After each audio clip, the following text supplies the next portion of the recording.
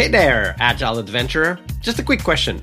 What if, for the price of a fancy coffee or half a pizza, you could unlock over 700 hours of the best Agile content on the planet? That's audio, video, e-courses, books, presentations, all that you can think of. But you can also join live calls with world-class practitioners and hang out in a flame war-free and AI slop-clean Slack with the sharpest minds in the game. Oh, and yes, you get direct access to me, Vasco, your Scrum Master Toolbox podcast. No, this is not a drill. It's the Scrum Master Toolbox membership. And it's your unfair advantage in the Agile world. So if you want to know more, go check out scrummastertoolbox.org/membership. That's scrummastertoolbox.org/membership. And check out all the goodies we have for you. Do it now. But if you're not doing it now, let's listen to the podcast. Hello, everybody. Welcome to a special bonus episode. And joining us for this bonus episode, we have Christian Boucousis. Hey, Christian. Welcome to the Vasco, show. Hey, Vasco. How you doing? Wow, bonus episode. I feel very privileged to be part of that. Absolutely. We do want to bring every now and then some in-depth topics to our audience. And these bonus episodes are the perfect vehicle. So let me tell you a little bit about Christian. Christian is a former fighter pilot who now helps leaders navigate today's fast-moving business world. As the CEO of Afterburner and the author of the After the Burner Advantage, he shares practical, people-centered tools for turning chaos into clarity, building trust, and delivering results without burning out. And today, we're going to talk about his flex model. More on that in a second. And we'll explore how the principles of flawless execution translate into our own context. Agile leadership, helping teams align, adapt under pressure. Of course, a fighter pilot would have some tips on that, obviously, and collaborate with precision to deliver high-impact results in our fast-changing environments. But of course, we have a guest that perhaps some of you have heard of and some of you might not have heard of. I find his journey very interesting. So I'm very curious to ask Christian, before we dive into the details of the Flex model and the Afterburner Advantage, how does a former fighter pilot turn leadership, author, and consultant? By accident is the is the answer to that. I mean, I was in Australia. You don't have to go to college to be a fighter pilot. You can go straight from school. So I joined up straight from school. I did my 12th grade, my last year in high school twice because I didn't get the marks I needed. And I found out a couple of years ago I have really chronic ADHD, so that explained that. But, you know, I always wanted to be a fighter pilot since I was a young child, since I was 5. I think I was really lucky to have that belief system in me because that helped me conquer some neural wiring problems that I had. Well, I call them neural superpowers now, but probably from an academic perspective, not so good. So I was a fighter pilot for 11 years. 7 of those was in Australia, and 4 of those were in the United Kingdom when I was an exchange pilot. And whilst I was in the United Kingdom, I was flying a mission, a dogfighting mission, and I was looking out the left-hand side of the cockpit, looking at the other airplane. And as it maneuvered underneath me, I couldn't move my neck. It got stuck looking out the left-hand side of the window. So I was like, well, this is not good. Turned myself into my seat and had to fly the airplane home with my head over my left shoulder, landed the airplane, did a whole bunch of medical tests, and I was diagnosed with an autoimmune condition called ankylosing spondylitis, which explained a lot because for my whole life, I've lived with a lot of pain in my spine, my hips, my legs. And I just thought it was being a fighter pilot because being a fighter pilot is quite painful. A lot of fighter pilots have problems. And with that medical condition, I couldn't fly fighters anymore. I'd now just turned 30. I joined when I was 18, started flying when I was 19. And from that point onwards, I had to make a decision about what to do next. I was offered a job to fly politicians around, the VIP flight that every country has. I couldn't think of anything worse than spending the rest of my life with politicians. So I left, and when I left, I thought I would be an entrepreneur because that was kind of like the fighter pilot thing of business, right? And at the time, I didn't know what to do. And when I looked at starting a business in Australia at the time, I thought, gosh, it's going to be challenging because there's so many people here already in business, a lot of businesses, they've already got 11 years head start. So I spoke to my best friend at the time who lived in the United Kingdom, and we decided to move to Afghanistan. We knew Iraq or Afghanistan, didn't matter what you did, you'd probably do okay because everything, we just spent 10 years, blowing the places up in the military, and it was all getting put back together. So we went and set up a reconstruction company in Kabul in Afghanistan. And that grew rapidly. It grew like a $250 million in 4 years. It was very successful. And what I learned about business, and it translates into leadership in any role, is it doesn't matter what you do if you're always curious and you're always intentional and you're always asking questions. And at the time, we didn't have any product or services, but we were quite good at finding problems and aligning them to the aspirations of the people in Afghanistan. And for me, it was the debrief that I learned as a fighter pilot. When you're really skilled at debriefing, if you're really skilled at asking people, what are you trying to achieve? How's it going? Why is there a gap between where you want to go and where you are now? And what are you going to do about it? All of a sudden, you're approaching the world with an agile mindset. And I'm sure most people realize that Agile and Scrum were co-created by John Sutherland, who was a fighter pilot, and its origins sit in the OODA loop and iteration, which is why it's a circle. So through that, I started that business, sold it, moved into Papua New Guinea to try and help with corruption and a few other things that were going on there. Moved into hotel development. We set a world record for building a 17-story tower in Australia. Went into publishing. And about 10 years ago, I found out about this company called Afterburner, which was using fighter pilot techniques and translating them into business. And Afterburner was founded in 1996, and the flex model that we use is an agile model, and it was started around the same time as Scrum and Agile, but it's even more simple than using Agile to run things. But really, when you look at when I saw my first Afterburner keynote, I saw two worlds coming together. It was a friend of mine. He was a fighter pilot. He was on stage talking to a big insurance company and talking about this Plan-Brief-Execute-Debrief method, which is how we plan missions and fly them and debrief them. And I just had this moment. I'm like, gosh, I'm meant to do this. This is 11 years as a fighter pilot and 11 years at business at the time. So I bought the license for Australia, then Asia, and 3 years ago, I bought the whole company and I moved to the US. So now my whole life is all about bringing those two worlds together, fighter pilot thinking, fighter pilot ways of working into business. And I've worked with multi-billion-dollar companies that profess to be agile. I was doing this way back when scaled agile was just starting, and they're like, oh, if we do agile in technology, we can do it everywhere. But what you learn very quickly is agile as a way of working is very different to the way human beings think. And that's the challenge. The challenge is not... We will dive into the challenge, but I think it's good to set it up by explaining what this flex or flawless execution model is. So introduce that for us, and then we'll dive into why that might be difficult for many of us. I mean, you think about everything in life. Everything in life is about getting something done, right? You've got an objective. You've got a product launch. You've got a profit number to hit. You've got a sales target. Like everyone in business has a job, and the job is normally measured. So Flex is designed to help people accelerate to those goals, and it uses the accelerated learning curve the Air Force uses to train and develop fighter pilots. So if you think of the fighter pilot has to fly a mission, right? So it has a start, a middle, and an end. And what we found with flawless execution was if we help people and companies think iteratively instead of linearly, and I guess I've learned over time that's the difference between waterfall and agile, then all of a sudden what you realize is people become far more curious.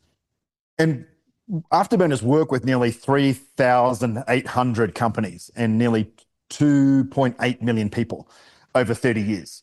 And not one of those companies that we've worked with has ever been able to work and deliver results like fighter pilots. Now, fighter pilots get a $15 million training program, so that's kind of useful. You know, most training programs are about $1,000 or $2,000 to skill someone up. But what's really unique about fighter pilots is the way we train, the way we fight, the way we problem solve, the way we do everything is the same. It doesn't matter whether we're planning, communicating, executing or debriefing. It's always iterative, and it's always starting with, hey, what are we trying to achieve here? So Flex is the ultimate simple agile model. And in the book, John Sutherland wrote the foreword for the Afterburner Advantage. And we used to work with John for many years. So the DNA of agile is the world of the fighter pilot. Like, it's baked in. That's what it is. I think though what has happened is we've taken a simple model and we've added human beings and turned it into something that's a little bit more complicated than it was originally intended. Okay, so we've touched on so many threads here that I would love to follow, and I'll try to be structured here to try to follow this logically. So first, the idea of, or the ideas rather, that you learned while training to be a fighter pilot became over time obviously also useful in a world where, even though you might be very good at planning, reality doesn't follow the plan, the business world, in short. And then you found out about Afterburner and their flawless execution, which you then became part of, eventually bought. And this model that you describe, the flawless execution model, you talked about the 4 stages already: plan, brief, execute, debrief. And you've also introduced the idea that these are all iterative. Now, this, and as you said, it's very close to the OODA loop. I'll put the link in the show notes for people to check it out, which is which came from the military as well. But when you think about business specifically, Christian, this plan, brief, execute, debrief cycle, explain that to us, and then walk us through why is it hard for most people, especially in the corporate world, to accept that that's an effective and efficient way to go about executing on a goal. Yeah, and it's important to highlight that OODA came from a fighter pilot. It didn't come from the military, because fighter pilots operated the same way the military operated up until the Vietnam War. And in the Vietnam War, the losses and the technology advantage that America had at the time was not yielding the results. And it wasn't until someone introduced the idea of iterating, both during a mission and after a mission, that the results immediately jumped by 400%. So when we talk about iterative thinking, it's not a natural human model. That's important. Like, it is not how people think. Most of the time we learn from mistakes. We don't learn as a habit. And when we talk about why it doesn't translate into business, is because business leadership models still hark back to Frederick Winslow Taylor's book, the Scientific Principles of Management, which dates back to 1911. And we bring industrial era leadership, which is, I've got to build a building. All right. So there's no building, then there's a building at the end. I need foundations. I need to build up steel structure. So everything tends to mimic time, and time is always linear. And then also the way that humans lead is not much different to a village. You have a village chief, the CEO. You've got the warriors that go out and do the high risk work. You've got the gatherers that do the low risk work, and it's very political. And the Air Force is still political, but what we create is a parallel system where, when we're not in a mission, the politics and the relationships and the empathy and all the soft skills of leadership still exist, but you can't afford in the execution of a mission to have a personality clash halfway through a mission. You can't be asking, what does this button do in your airplane halfway through a mission? So as a fighter pilot, we make sure that we invest in what we can control, and we put a lot of work in the things we can control.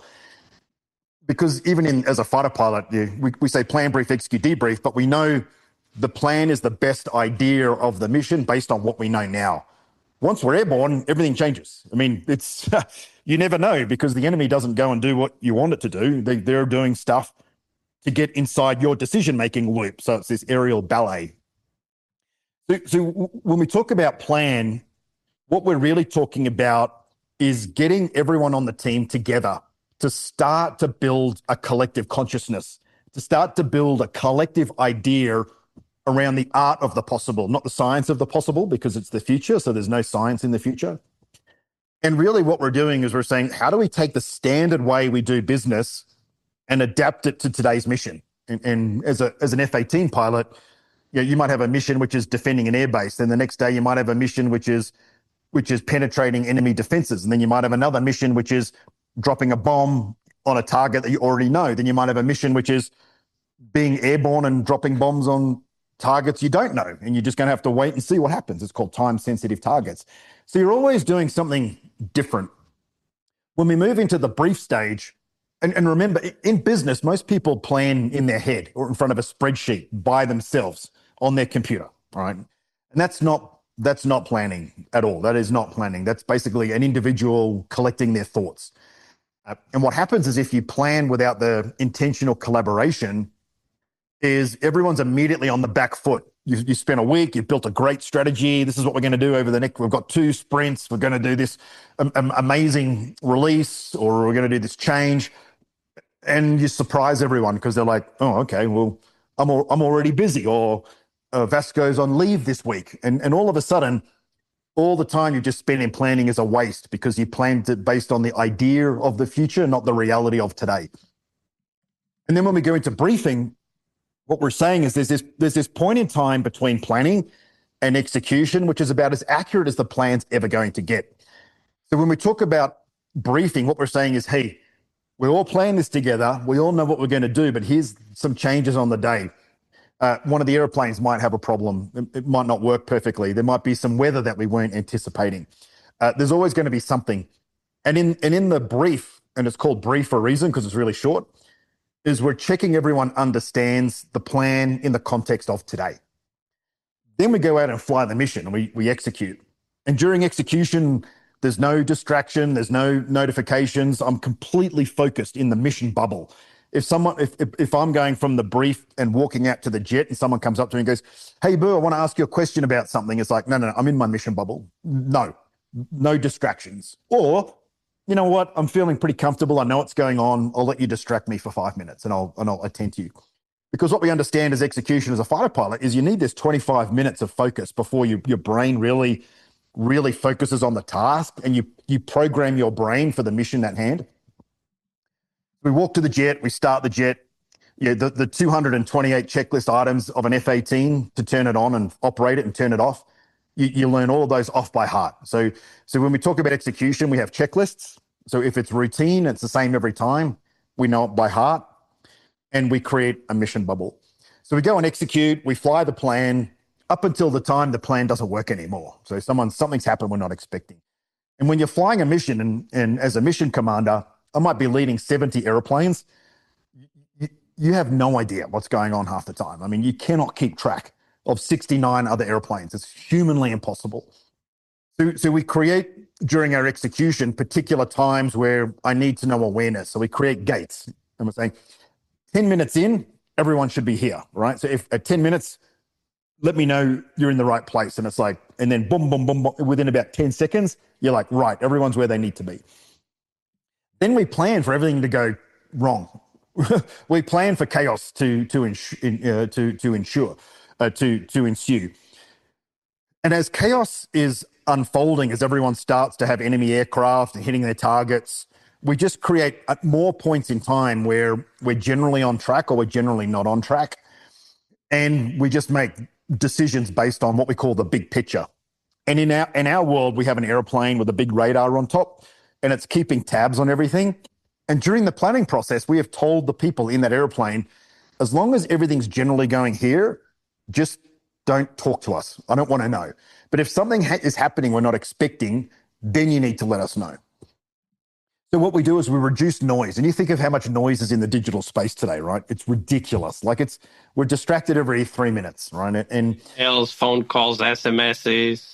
But it's kids, our own dopamine needing to go and read a social site. If you've got a watch on, all my notifications are turned off. So for the last 4 years, I've never, ever had a notification, not an email, nothing. Because I know if something beeps or buzzes, my primal programming is to look at it, right?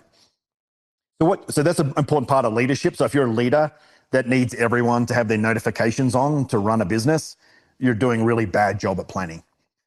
If you're flying a mission with 70 airplanes and every time someone changed direction and you had a notification, you would be overwhelmed and you would not be able to function.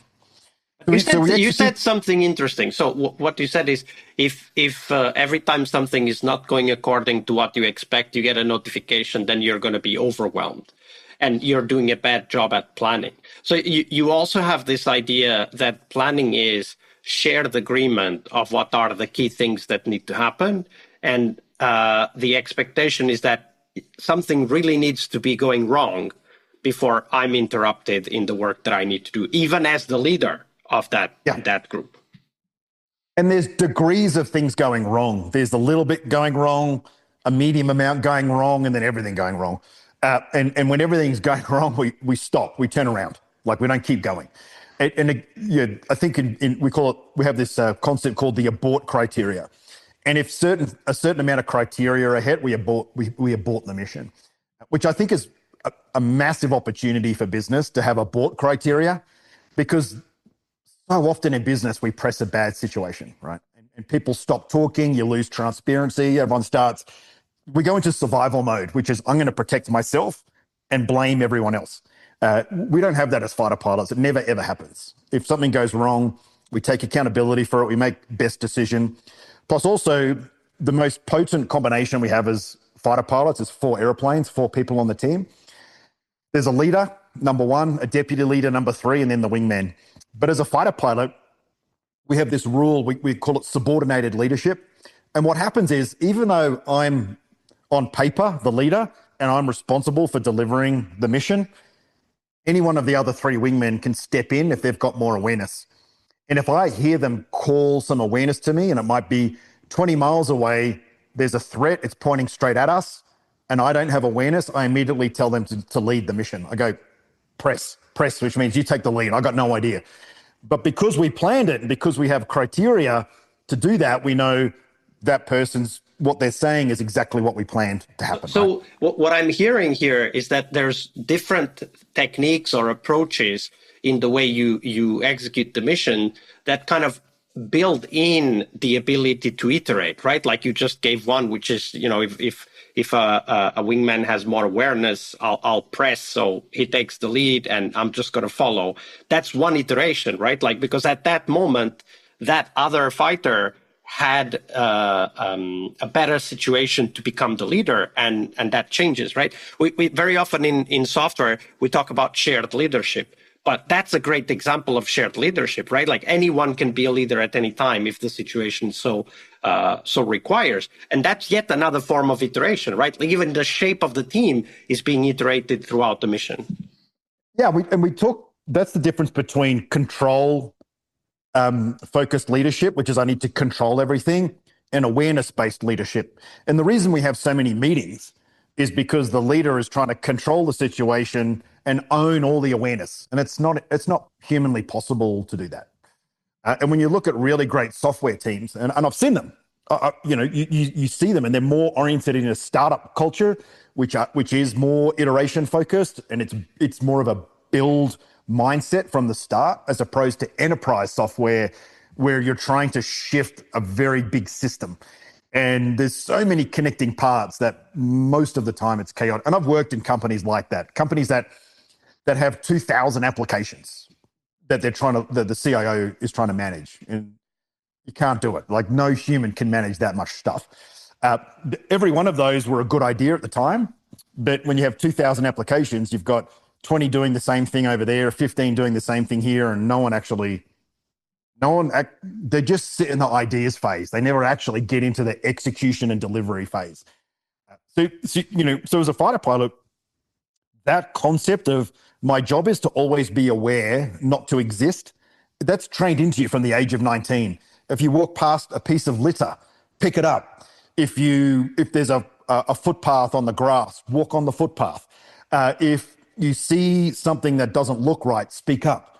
And imagine a world like in a fighter squadron, and there's 200 people in a fighter squadron, there's about 15 to 20 pilots in the support team. Whenever you walk past someone, you've got 100% confidence in that person. If they say they're going to do something, it's going to get done. Or they'll say no. And you'll be like, okay, you're saying no for a very good reason. And we say no a lot in a fighter squadron because human nature is to always say yes and add things. Oh, here's another way we can do it. Oh, here's another way we can do it. But we've used the same model for 60 years in the Air Force. This Plan-Brief-Execute-Debrief model hasn't changed. Hasn't changed at all. We trademark those 4 words, but that's the culture. We always plan, we always brief, we always execute, we always debrief. So the most important part of the fighter pilot world that translated into agile is the retrospective, right? It's to constantly come back and ask ourselves, is where we're at now where we expected to be? If not, why not? And what can we do about it? But the biggest mistake I see in technology doing this is they do it as technology. They don't do it with the business. They get a brief from the business. They build a product. 2 months later, they go back to the business and the business is like, what is this? Like, this is not what I was expecting. And technology will explain the whole 2-month journey. And the business will go, well, if you told us that like right at the start, we probably wouldn't have done it, or we would have told you don't do it that way. So what happens is, and particularly because Agile is such a tech-driven initiative, you have a total disconnect. And one of the big packages of work we've done at Afterburner over 10 years is technology teams ask us to come in and say, the business doesn't trust us. We want you to help us build trust in the team. And we say, well, that's super easy, because every time you're having a scrum, every time you're coming together to talk about the product, just have the business there with you. That it's easy. And people get confused because they think, oh, only fighter pilots do this Plan-Brief-Execute-Debrief. But during the Gulf War, that model, the Prometheus model, General Schwarzkopf and the team, and John Boyd, who created all of this, they brought that mindset into large-scale military planning. So now the military, for the last 30 years, has used that model. So I might be a fighter pilot, but I'm probably working with the Marines on the ground. I'm working with Special Forces. I'm working with the Navy. I might be working with a CIA agent, a government agent. So we end up working with everyone, and everyone is part of the plan. So we've got a baseline in which to iterate off. If one person's missing from the planning process, the execution falls over. It doesn't work. If there's someone on the ground that doesn't know how an F-18 Hornet works to help them, we're just a very expensive decoration. So a big part of the planning process is also learning what everyone else does. How do I support you best? Whereas a lot of planning in business comes from, this is what I do and this is how I'm going to do it, which is completely the wrong way. You've got to agree on what you're trying to say, if I get you right, is that in your context as a fighter pilot, the plan, brief, execute, debrief is always done with the whole team, everyone involved in the mission, not just the fighter pilots. And everyone. And in fact, if I'm thinking about it, one of the biggest problems I see in software organizations or organizations that build software is exactly that they build this separation from the start. Somebody will come in at some point and tell us what they want, and they'll go away. And then the team, or sometimes even just individuals, will do the plan, brief, execute, debrief. We might call it, sprint or Kanban or whatever, but we do it ourselves. So we create that separation. And if I hear you right, what you're saying is, when we are in the mission, everybody needs to know what the plan is so that we can deviate, right? Like we can iterate. They need to understand the effect of the plan. And one of the things I see, particularly with Kanbans, particularly with the way in which technology meets the business, is technology brings an overwhelming amount of information. It's here's what we've been doing, here's what's happened. They kind of bring all the baggage along with them so the business understands how hard we're working. And this is human, right? So this is not technology, but a lot of humans spend a lot of time telling people how much work they've done and all the problems they've solved. We don't even bother with that as a fighter pilot because that's all in the past. All we care about is how we're going to go forward together. And when I do this, this is the effect on you. And when you do this, this is the effect on me. So it's almost like you plan on the other side of your eyeballs. You plan based on what's going to happen and what you're going to deliver, rather than how most people think of planning. And we still do this, but planning isn't all about sequencing actions. That's not planning. That's the byproduct of planning, which is collectively agreeing what good looks like at the end. So planning is all about the destination, not the work to get there. think about when you hop on an airplane, on an airliner, and you might be flying from Helsinki to Amsterdam. The pilot doesn't tell you, took me 20 minutes to get to work today. I got caught in traffic. The airplane, they don't tell you the whole story. They go, welcome aboard, ladies and gentlemen. Our destination today is Schiphol.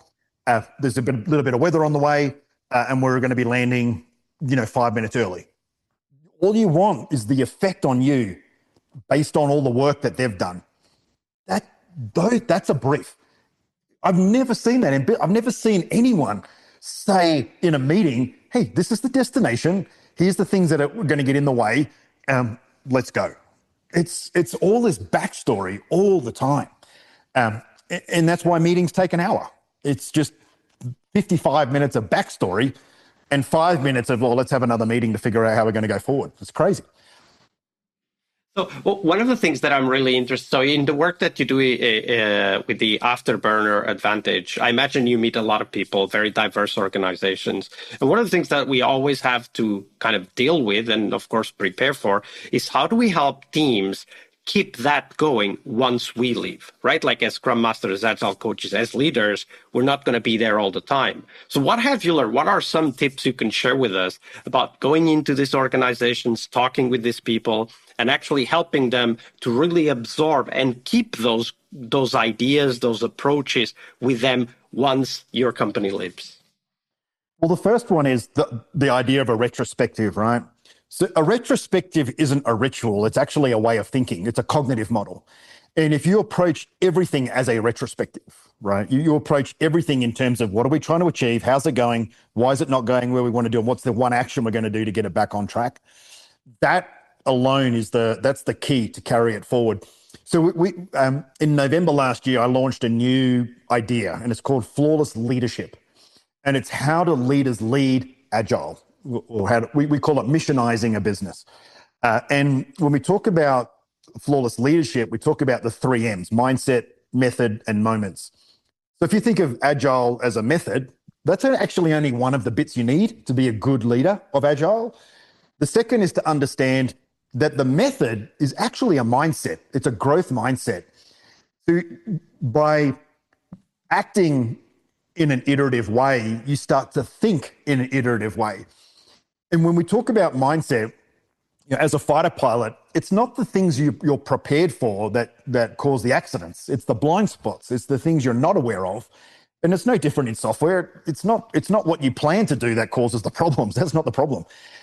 So part of the mindset is the biases, beliefs, and behaviors that a human brings to every situation. Okay, so a bias might be, in technology, there's still people in technology that pre-agile, they use the word agile, but they still think waterfall. They still think old-fashioned. They still think, so the method is right, but the mindset's not.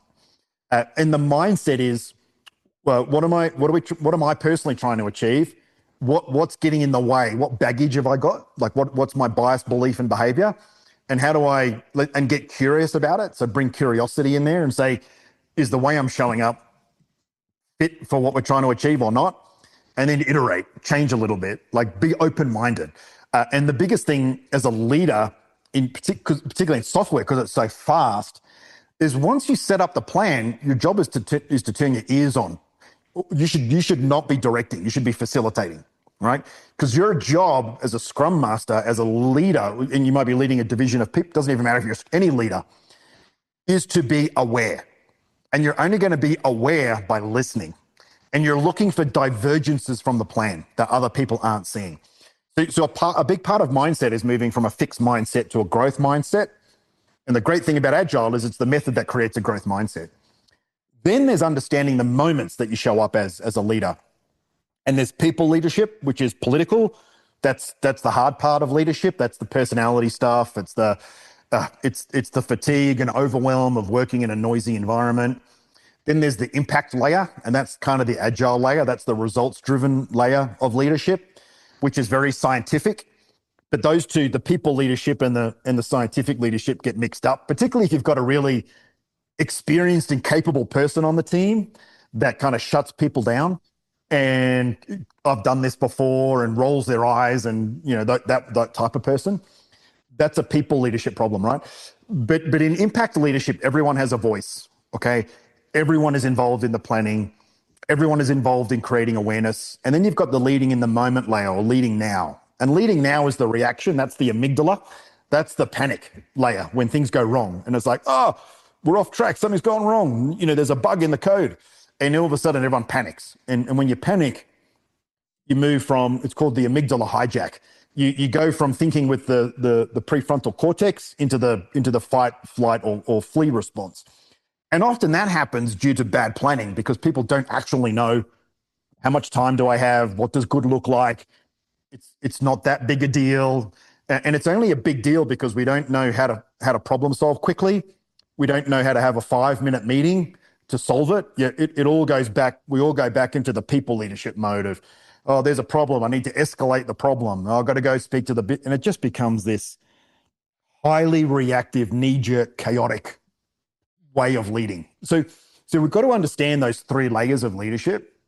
Don't try and be a people leader when you're executing. That's not the time for people leadership. But if you're really good at impact leadership, you're really good at planning, taking like an epic and turning it into a story and then getting it down into a sprint, then you all of a sudden you become high trust, high credible, because you start to get the work done. And when you start to get the work done, people leadership becomes easy because the excuses start to disappear because you're actually succeeding. But during the impact leadership, watching a project in its execution phase is where you can start to see the personal traits of the individuals. And as a leader, your job is that's where the one-on-one comes in. The one-on-one is about helping someone with their blind spots and their biases, beliefs, and behaviors, and using a retrospective mindset for the person. Hey, look, Vasco, I can see you're frustrated here, and just like the project has a goal, we say, what does good look like for you? How do we get to a point where you're not frustrated? And then you start to learn about them, and you start to learn more about what they need to win as an individual. And then you get really good, because all of a sudden you might have a team of 10, you might have a team of 100, but you start to know the individual drivers of everyone as well. And all of that emotional energy starts to reduce. So part of being a people leader is being, and this is really hard for I see technology leaders, right? I see CIDOs, CIOs who are in front of their people and they're on their phone. They're tapping on their watch and they're not present. And I'm watching them like, you're losing these people. Like you're part of the problem. You're a leader of leaders. You should not be on your technology when there's human beings in the room with you. That's not your job. And if you need to interface with technology, you should be interfacing with the human being that owns that result, or that. But you've got to understand, as a human being, we're fundamentally engineered to be distracted, to survive. And it's those fundamental behaviors that are trained out of fighter pilots, because if you go into normal default mode as a fighter pilot, you're going to die. Like you will. Like if everything that goes wrong in a fighter pilot world and you have an emotional reaction to it, forget about it. But part of the conditioning, and why Agile is such a beautiful model to help with this, is just operate in the world of fact. Just everyone be factual. Use your OKRs, right? Which I don't like, because an OKR is actually, if you a student of the English language, you can't have a result in the future. The word result means now. So you can't, it should be an OKT, a key target, not a key result. So even we help companies with that. We're like, start calling them OKTs. Because if you call it a result, subconsciously what you're saying is, I only need to get the result at the end. And that's totally wrong. That's too late. You've got to get the result. You've got to understand the results now, measure it against the target, and iterate to get there. That's the retrospective mindset that you were referring to, right? Like, what does good look like? How far are we from there? What could we do right now to get us closer to where we want to be? And I really like that approach, because even for as you also described, even for the specific human relationship and human behavior topics, it's a useful thinking model. So Christian, I know that we could follow a bunch of threads from this conversation, but I'm sure a lot of those are explored in more depth in the book, The Afterburner Advantage. The link is in the show notes for everybody to go and check it out. And it's been really a pleasure to have you here. But before we go, Christian, where can people go and find out more about you and the work that you're doing? Afterburner.com is the best place to go. My personal website is calledmeboo.com. But we've built a new interactive AI tool that people can use with real natural language to help use this model to solve some of their real-time problems. It's called AI Boo. It's on the website. And we find that's the best way of learning. The reality is with human beings, you can sit in a room, you can learn something, but it's not till you apply it that the learnings actually stick. Absolutely. We'll put the link to all of those in the show notes. Christian, thank you very much for your generosity with your time and your knowledge. Thanks for having me on the bonus episode, Vasco. I really appreciate it. All right, I hope you liked this episode. But before you hit next episode, here's the deal. This podcast is powered by people like you, the members who wanted more than just inspiration. They wanted real tools and real connection to people who are practicing Agile every day. We're talking access to over 700 hours of Agile Gold, CTO level strategy talks, summit keynotes, live workshops, e-courses, deep dive interviews, books, and if you're into no estimates, we got the pioneers of no estimates in those deep dive interviews as well. Agile business intelligence, creating product visions, coaching your product owner courses, you name it. You'll get invites to monthly live Q&As with Agile pioneers and practitioners, plus a private Slack community, which is free of all of that AI slop you see everywhere, and of course, without the flame wars.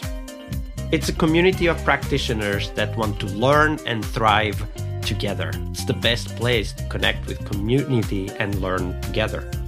So if this podcast has helped you before, imagine what you will get from this podcast membership. So head on over to scrummastertoolbox.org/membership and join the community that's shaping the future of Agile. And we have so much for you. So check out all the details at scrummastertoolbox.org/membership, because listening is great, it's important, but doing it together, that's next level. I'll see you in the community Slack. We really hope you liked our show. And if you did, why not rate this podcast on Stitcher or iTunes? Share this podcast and let other Scrum Masters know about this valuable resource for their work. Remember that sharing is caring.